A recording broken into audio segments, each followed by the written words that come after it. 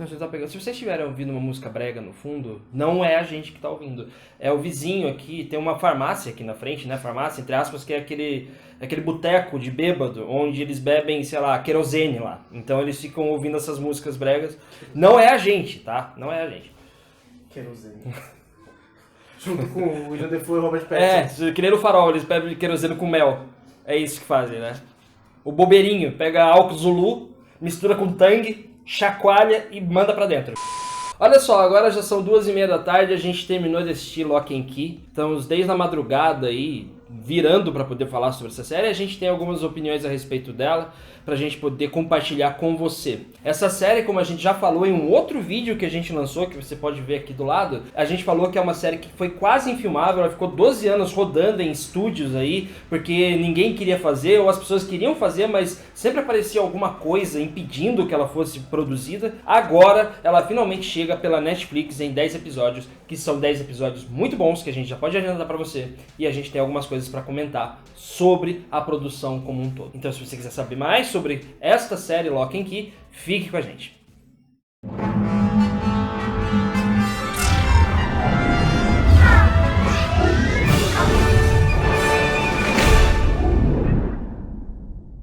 Antes de qualquer coisa, eu gostaria de convidar você a se inscrever no nosso canal. O seu feedback é sempre muito importante pra gente. E eu também gostaria de pedir para você clicar no sininho aí para você receber as notificações dos vídeos novos que nós temos lançado toda semana. E se você curte redes sociais e gosta de se informar pelas redes sociais, nós temos Twitter, Instagram e Facebook. Só você clicar, já está aparecendo aí do lado.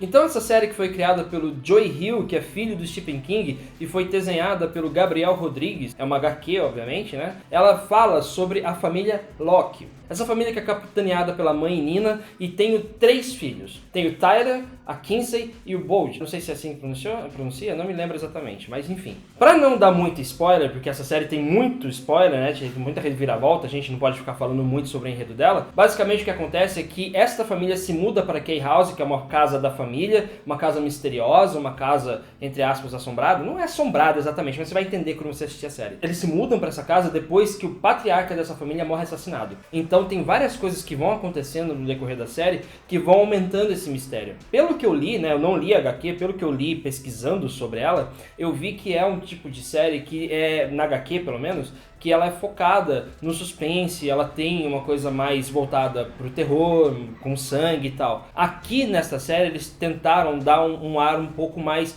infanto-juvenil, vamos dizer assim, para ter um alcance melhor. Porque se fosse uma coisa muito gore, colocasse muito sangue, essas coisas, provavelmente os pais não deixariam adolescentes ou pré-adolescentes assistirem. Então eles deram uma suavizada nessa história para poder deixá-la mais palatável para aquele público que eles querem atingir. Com isso, a primeira coisa que vai acontecer é que vai ter gente reclamando da adaptação da HQ pra série. Isso é óbvio que vai ter muita gente que vai notar as diferenças de tom, né, na produção em si. Então, com certeza vai ser uma coisa que não vai agradar muito as pessoas que já conhecem a HQ. Mas se você não conhece nada da HQ, assim como eu não conhecia, a série é muito boa. São só 10 episódios nessa primeira temporada e são 10 episódios que passam assim, passam bem rapidinho. A primeira coisa que a gente gostaria de compartilhar com vocês nesse vídeo é o maravilhoso design de produção desta série. Lock and Key tem um design de produção de cenários que é simplesmente fantástico. A Key House, que é mostrada nessa casa, ela é muito bem feita, muito bem realizada, muito bem pensada também, porque cada sala onde você vai, em qualquer cômodo dessa casa,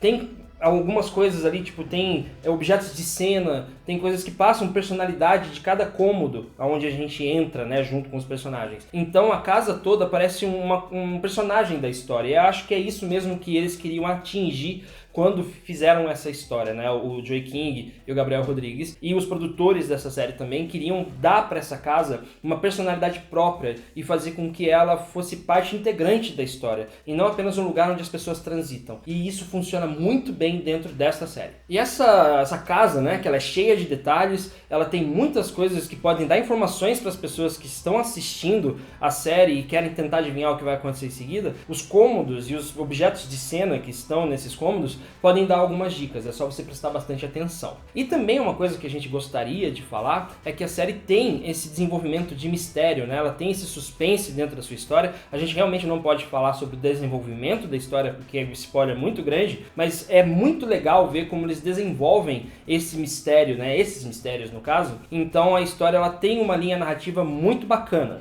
Mas é aquilo que eu falei. Muita gente que leu o HQ vai reclamar porque vai ver que tem diferenças de tom, tem diferença em alguns pontos da história, pelo que eu andei lendo, né, sobre a respeito. Então vai ter gente que vai reclamar, as pessoas que leram o HQ e foram assistir a série esperando que fosse uma adaptação 100% fiel. Eu tenho uma coisa pra dizer pra vocês, nenhuma adaptação é 100% fiel. Eles sempre precisam dosar as coisas para atingir um determinado público. A Netflix deixou bem claro que aqui eles querem atingir o público adolescente, o público jovem adulto, então eles deram uma grande suavização na história. Um dos grandes exemplos que eu posso citar para você aqui é a própria abordagem dos irmãos Tyler e Kinsey. Aqui nesta série é um grande enfoque dentro da vida adolescente deles, né? Fala sobre a vida escolar, aquela coisa bem americana mesmo, né? Aquela coisa mais de focar no Sex Education, por exemplo, que é em inglês, mas serve como referência. Também Riverdale, essas coisas. Tipo, tem essa abordagem um pouco parecida com essas séries teens. E isso pode agradar esse público, e com certeza vai agradar. Então sobra pro irmão mais novo, o Bold,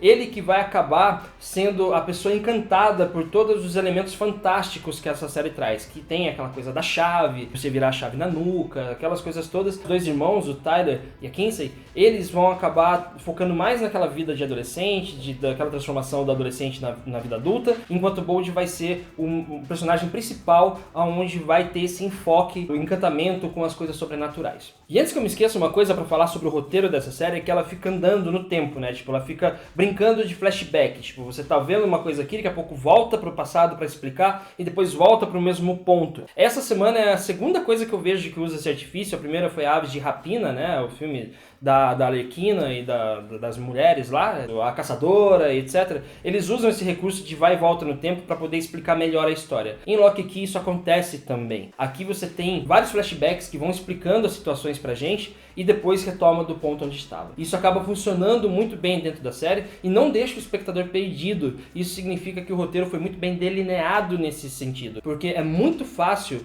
para um roteirista se perder nos flashbacks e deixar a pessoa que está assistindo a série ou o filme muito confuso, porque você se perde na linha narrativa. Você não sabe mais qual linha seguir. Então aqui nessa série isso é usado de uma forma muito consciente e funciona muito bem. E principalmente é um recurso narrativo que é usado para desenvolver os personagens. Quando a série começa, a gente não sabe muito bem quem eles são. Então, conforme a série vai voltando no passado para explicar certas situações que aconteceram antes, a gente vai entendendo por que eles são o que são no presente. E também dá um certo vislumbre das possibilidades que eles têm para o futuro. Então, a série vai desenvolvendo esses personagens através dessa vai e volta, né? Desse vai e volta na história e funciona bem aqui. Entretanto, se há uma coisa que a gente pode reclamar dessa série, é que ela tenta abraçar muita coisa ao mesmo tempo. É aquele fã da primeira temporada, né? A série quer mostrar muita coisa, quer mostrar serviço, mostrar muita história acontecendo ao mesmo tempo, e no fim das contas ela não foca em algo em específico, então dá uma dispersada, né? Tipo, ao mesmo tempo que a história da família é desenvolvida, as outras histórias que eles vão apresentando durante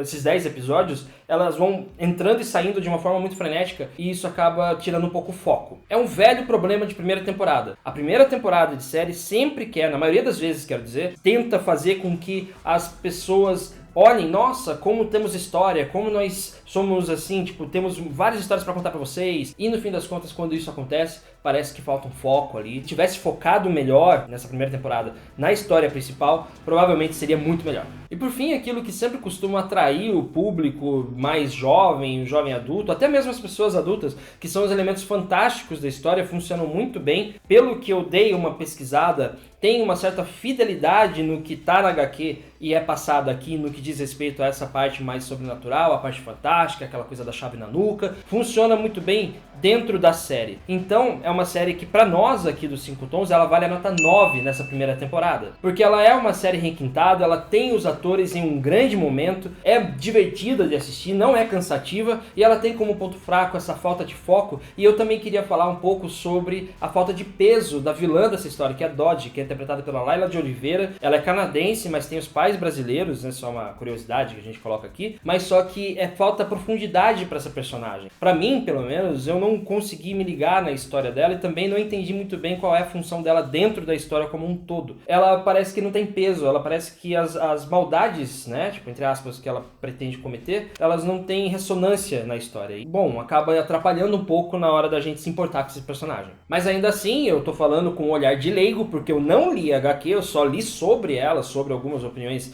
a respeito dela, li um pouquinho sobre como é a história da HQ. Então, provavelmente quem leu a HQ vai ter uma nota menor que a minha, porque não é tão fiel assim, né?